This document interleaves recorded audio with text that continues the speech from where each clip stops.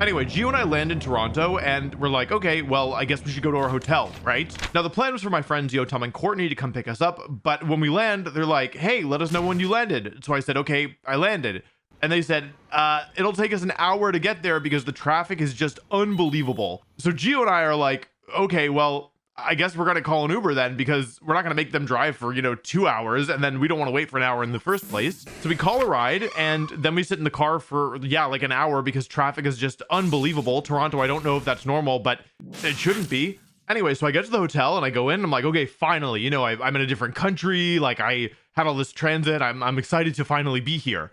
And I go to the front desk, which is, if you've never been to a hotel before, that's what you do. And I'm like, hey, I want to check in. And they're like, okay, what's your name? And I tell them, and they're like, you're not coming up. And I go, uh-oh.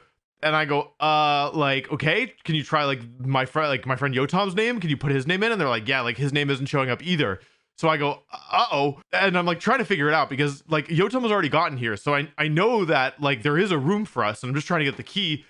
And then I go, what's the name of the hotel? And they tell me.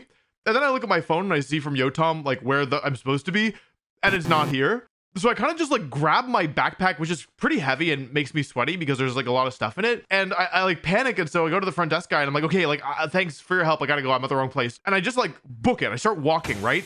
So I go outside and it's freezing, but it's the horrible kind of freezing where because I'm wearing this backpack, I have all this heat trapped. So it's super cold outside, but I start sweating anyway. Anyway, I walk for a couple minutes and I'm like, man, this sucks. How long is it going to take? And I pull up my phone and it's 30-minute walk. And I go, that's longer than I thought. So I turn around and I do the walk of shame back to the hotel that I've just, been walking away from. And I go back in and I make awkward eye contact with the guy at the front desk. And then I call another Uber and I eventually make it to the hotel where I was supposed to be, which has, I kid you not, a window that looks into a full indoor baseball stadium. Something that you might not know about me is that not only do I really love sneaking into empty stadiums, but I would also say that I have something of a natural gift for it. Virginia Tech, if you're watching, Lane Stadium is not safe for me. Honestly, neither is Castle Coliseum. That's for all my Hokies. Anyway, in that moment, I decide that if I have the time, I'm going to try and sneak into the baseball stadium that is calling to me through the hotel window like the Green Goblin mask. With my mission self-assigned, I head to dinner with friends. I've never been to Toronto before, but it seems really nice from what I can tell.